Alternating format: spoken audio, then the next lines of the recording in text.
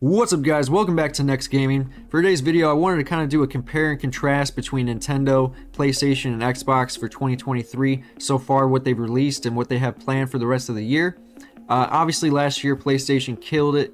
I think Xbox really didn't have much to offer other than some indie titles that kind of were trending like Pentiment and Vampire Survivors, but for the most part Xbox really didn't have anything for 2022. When we look at 2023, it's looking about the same, but we're going to dive into it and go over each game individually. For Xbox first, we're going to start with them. Hi-Fi Rush came out in January, which was a big hit. Not necessarily for me personally. I'm not a big rhythm action. I'm not really big into rhythm games to begin with, other than Rock Band and Guitar Hero. So if you're going to slap an action anime storyline together, it just, I don't know, wasn't for me at the time. I was too busy playing Dead Space when it came out, but that was a big hit. Then they put out a couple third-party games on Game Pass. You had Atomic Heart, which was a disappointment for me personally. I was expecting a BioShock clone in some way, you know, and they kind of did. They did manage to make a compelling story, but at the same time, the gameplay was just not there. Hopefully, if they put out an Atomic Heart 2, they can really improve upon themselves. But they also put Wolong Fallen Dynasty out day one on Game Pass as well, which got a mid reviews, which was kind of disappointing as well because I was really hyped for that, and I haven't touched it since I've just gotten busy with other games, and I've heard it's not very fun as much as people wanted it to be. And then Ghostwire Tokyo, which was a timed exclusive on PlayStation, hit on Xbox I believe in March, somewhere around there. So you had a double A game, Hi-Fi Rush, in January. Then they had 3 third-party games come to Game Pass, and then you had Redfall, was their big first exclusive title coming to Game Pass day one. Redfall fell on its ass. It was a tremendous failure across the board in gaming, in the gaming community. Xbox fans, PlayStation alike, we all just shit on it because it was just incomplete. It was done wrong. There was no cutscenes. It was very bad. It was on every level of the game was bad. Maybe the gunplay was okay, but the you shoot enemies and they don't even react. It was so buggy. It was just a mess. There was no reaction to anything throughout the game. It felt like sometimes the people's faces didn't move when they were talking. It was just a mess overall. And then Exoprimal just released a couple days ago, which I haven't checked out, but I've heard it's a mech game. It's okay. It's about like 6-7 out of 10. For being a mech game, it's a mech. Or how would you say that? If it's a mech game, that's meh. But anyway, it's an average game. Which isn't surprising. That seems like it's a trend with Game Pass. At least this, honestly, in general, Game Pass is hit or miss most of the time. But this year in particular, everything they put out is kind of like a mid title, but they put out plenty. They put out about 5 or 6 games that were interesting, but they just weren't compelling to a degree that you would think. And then when it comes to PlayStation, they're kind of more of a mixed situation because they have a lot more going on over here. But they started off the year with Forspoken, which was an exclusive from Square Enix. Sony didn't develop it. I don't know if they had a lot to do with it. I imagine they didn't. But if you compare Forspoken, Sony's one of their worst exclusive titles of the year, to anything that Xbox has put out. They Forspoken, the gameplay is nice at times. The graphics are good. The recordings, obviously the voiceovers are a little cringy and edgy. Like, they don't really know their audience. They just think cursing is gonna make people relate to the characters. But obviously the game isn't it isn't a dumpster fire. It's disappointing in many ways. Whereas Xbox really can't even put out a finished product, But I was busy playing Dead Space. Like I said, I wasn't gonna buy Forspoken, but it did look very attractive up until the release. They also had Hogwarts Legacy, which wasn't exclusive. It was a third-party game, but they had a lot of exclusive marketing that kind of it made the illusion that it was only on PlayStation. A lot of consoles were sold for the PlayStation 5 because of Hogwarts Legacy's bundles. And I just wanted to mention it because that was a huge point. The February, I think they broke the record of consoles sold in February because of that title, so thought I'd mention it. Obviously that's not an exclusive, but you know, Returnal's PC release also came out. I don't think there was any problems with it. I've heard, I didn't hear anything about, and if there was problems, little bugs, they probably got patched out by now, but that was a big hit for PC. PSVR 2 titles that came out coinciding the release of the PSVR 2. I'm not going to go over every title. Obviously, if you want to look up whatever came out, a ton of games came out that you technically could get on the MetaQuest, but there was some PlayStation exclusives as well, like the Call of the Mountain Horizon game, a couple other ones as well. They're releasing some, what was that game called? I can't even remember the name of it. It was like pseudo, I can't remember what it was, but it was, they're all about that gist, but Resident Evil 4's remake, this is also a third-party game I wanted to kind of point out, which I think we could include most third-party games at this point, but most of the games that come out to Xbox and PlayStation, they perform better on PlayStation, either frame rate or resolution or bug-related things. They just run better on PlayStation, which is hilarious because Xbox is, apparently this, the Series X is the most powerful console on the market, yet it is getting squashed by the PlayStation. I don't know if developers are just having a more grand time developing for Sony's console, if it's more developer friendly or whatnot. I have no idea. I'm getting that's the gist, but they definitely run better on PlayStation, which is hilarious. Meet Your Maker also came to PlayStation Plus, which was a day one release. I don't know if that came out on Xbox. It might have. I think it did, but you could get it free on PlayStation Plus. It was cool. It was kind of like the Cube movie, if you ever watched the Cube, where you start in like a cube and you gotta try and get out, but it's a FPS version. I only play a little bit of it, not really my game, but it came to PlayStation Plus, so that was cool. The Last of Us Part 1 PC release, that came out as well, and obviously we all know how that turned out. That was a terrible release that they tried to coincide with the TV show, and it was broken. It was I don't even think it's fixed. Maybe they fixed it a little bit, but that was very embarrassing. That was probably Sony's lowest point of the year. I mean, Forspoken was bad, but it wasn't broken, like The Last of Us Part 1. So that was a low point. And then they just had Final Fantasy 16, which is killing it. I know it's mixed with the fan base. Like, some Final Fantasy fans would rather want it turn-based. Some like RPG elements. They don't like the simplicity.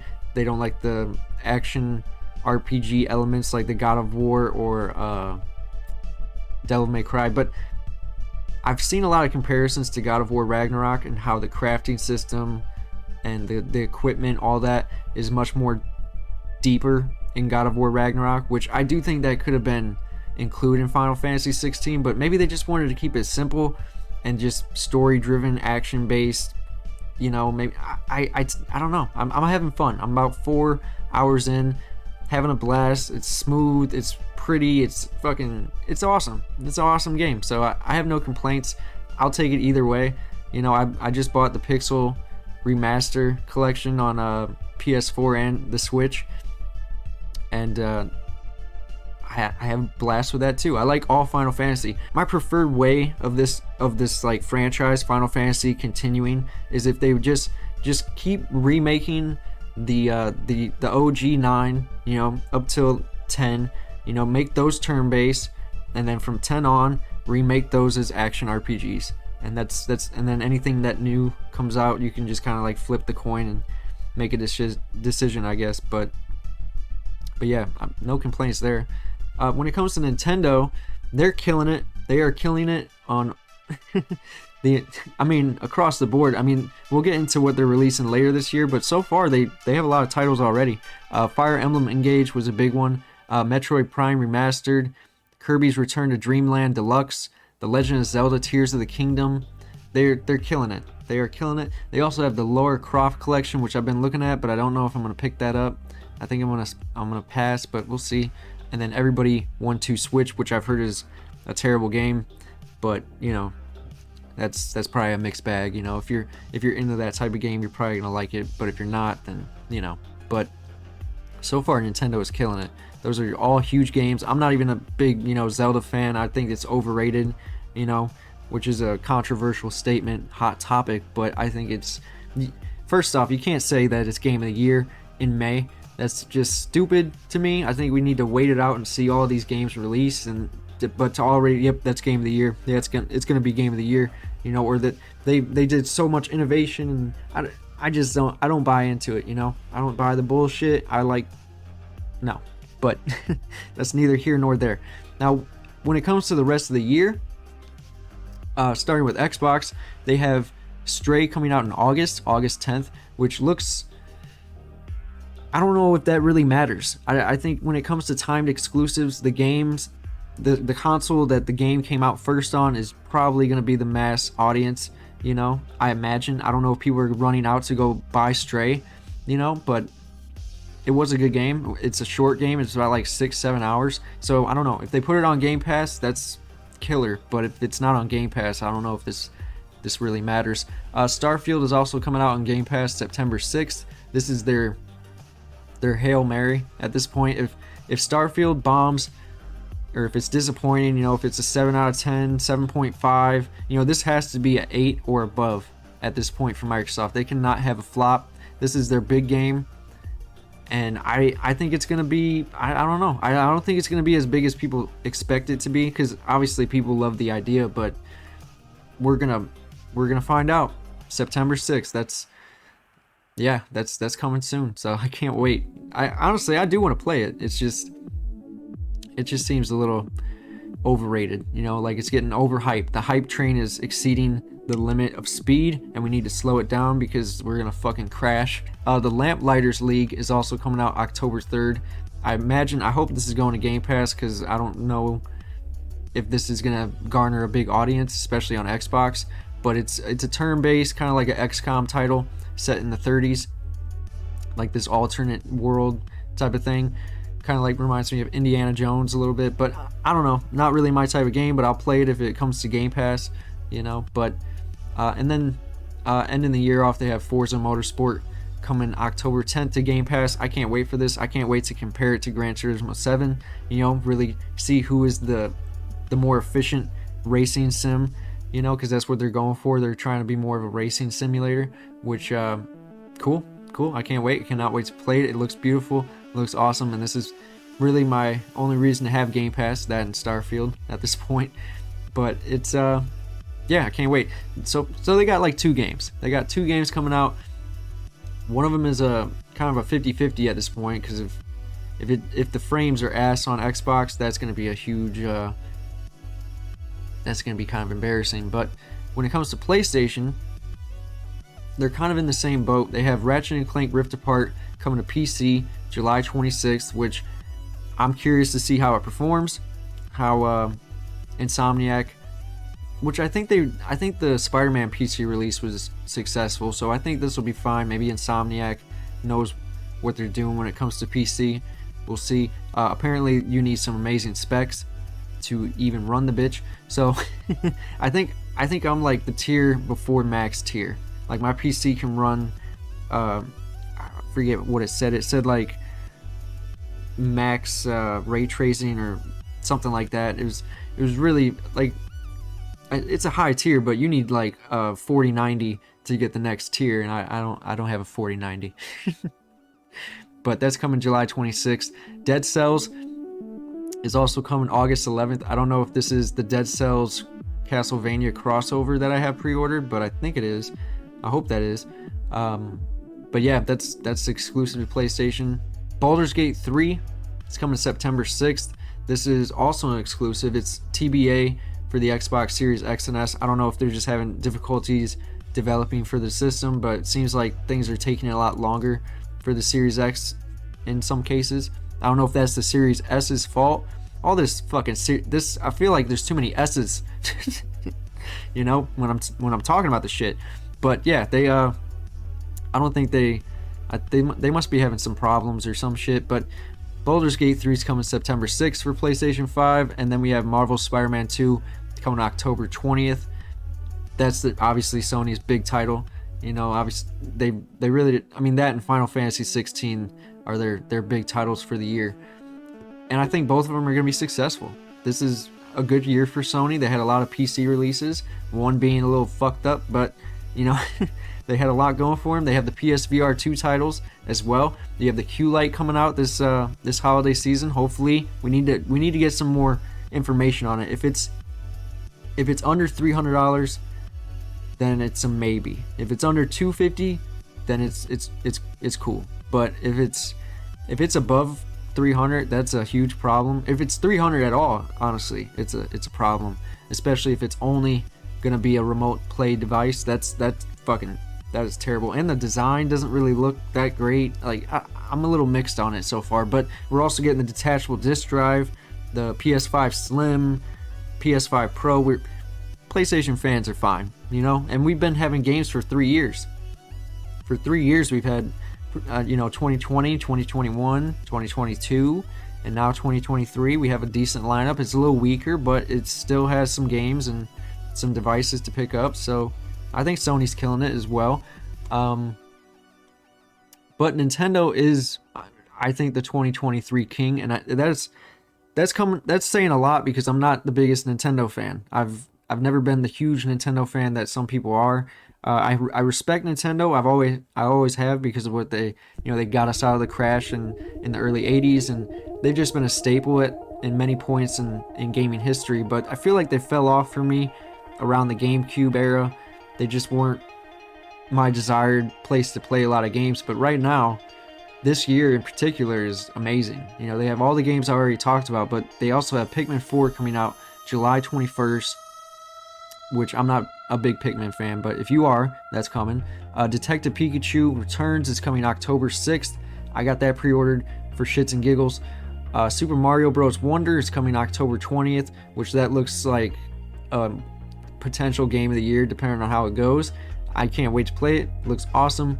WarioWare Move It is coming November 3rd, which I'm not into a motion game. If it's strictly motion, I'm probably going to pass, and I imagine the prices are going to drop pretty quickly, so we'll see. And then Super Mario RPG is coming November 17th. Also another fantastic looking title. I never played the original, so this is going to be awesome to like a throwback but remastered. I wonder if they can flip in and out of like the classic look and I'd probably not, but that'd be cool. But yeah, they really have a lot going for them, Nintendo. They've already put out a lot of games, and then the rest of the year they got a big lineup. I'm more like, I wasn't really hyped for Zelda, but all these Mario games I'm all for. It looks like a good time. But comparatively, Xbox is doing the worst, because so far all they got is Hi-Fi Rush and Exo Primal. That's the big highlights for me personally. And then they have Starfield and Forza coming out in the later half of the year. PlayStation fucking killed it. I mean, you had the PSVR 2.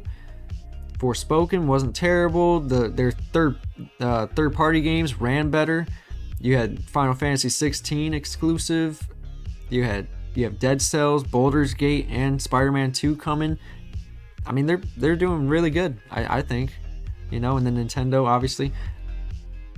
But to be honest, and that's pretty much the video when it comes to the releasing schedule. But I also want to state that this year's press conferences were very underwhelming, very disappointing across the board. You know, even Sony, which I enjoyed their showcase. I liked a lot of the announcements, the surprises, but we already knew going into it what probably would be announced, and then they were, so it kind of killed it a little bit. It was less of a surprise. And then there was a lot of CGI trailers, and that was kind of across the board as well. There's a lot of CGI or in-engine, and they lied a lot. All these fucking companies saying it's going to be gameplay only. We're going to do gameplay, and then you get in and it isn't all gameplay. Summer Games Fest they all had their moments, but they didn't pack a punch like I wanted to, and I was going to cover it, but it was a lot of content that just seemed pointless at the time, and I do have another job, so it's not like I can take away so much time. But yeah, it was kind of disappointing, a little disappointing of a showcase. It's almost like we're expecting another showcase from everybody, because we didn't get exactly like what we wanted. You know, we got this year, but we didn't get any announcements for next year, which maybe is a good thing. Maybe we shouldn't, you know, reveal things, you know, 1, 2, 3 years in advance, because people forget about them. People wonder where they're at, you know, they get worried. So maybe that's a strategy they're going forward with. I have no idea. But I do believe we're probably going to get one more Nintendo Direct and another PlayStation Showcase, probably a smaller PlayStation Showcase. Xbox, I think they showed all their cards, and we're just going to be waiting for a little bit until they release something in 2023. Because they laid it all on the line. They had them. I think Xbox, they did have one of the better showcases, but they needed to. You know, that's the difference. Sony doesn't have to show anything. You know, Sony doesn't have to show anything. They have they had a great first 3 years. They have a lot of things planned, and a lot of games are already scheduled for this year, and, you know, going into next year. It's just, they don't need to show you anything. You know, they're confident. You know, Xbox, their sales are down. Their Game Pass subscribers are not probably where they want them to be, and they're having difficulties with their console, with development. So obviously they need to boast out some shit. Nintendo really didn't show much either. I mean, I feel like their showcase showed something. Like, I mean, obviously this year, but when it comes to next year, I don't think we got too much information going into next year. So that's we'll see where things go. I'm sure we're gonna get more showcases and press conferences, and then we got the video game awards as well. So, but anyway, guys, let me know in the comments below, who do you think is doing the best in 2023 out of this lineup? I think it's PlayStation and Nintendo all the way. Depending on what you like out of Nintendo, you might just, you know, go for PlayStation, but Xbox really has to kill it with Starfield. This is a make or break moment for the brand, really, honestly. You cannot survive off of racing games. It just isn't. Racing games and indie titles with third-party Game Pass day ones is not going to do it. Anyway, guys, don't forget to like, comment, and subscribe to join the Wolf Pack. Peace.